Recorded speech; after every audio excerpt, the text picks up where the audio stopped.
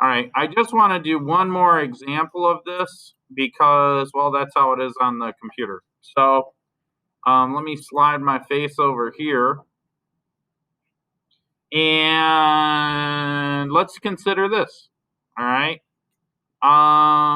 Oops, I can't put my face right there. Let's think of this, okay? I got negative 17x squared plus 2x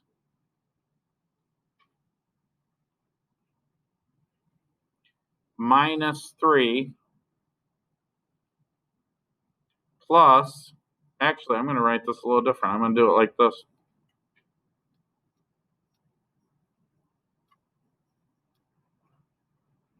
I'm going to write it vertically.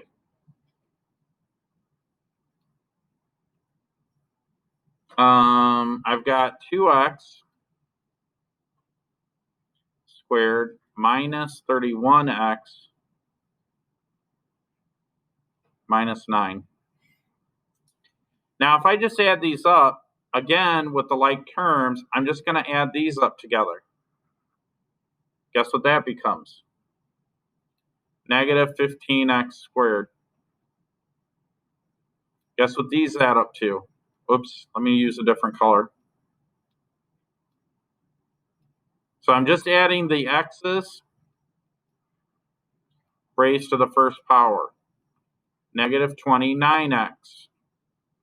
And then lastly, I've got negative 3 and negative 9. That's negative 12. So I've got three problems that are all basically the same. Negative 15x minus 29x minus 12.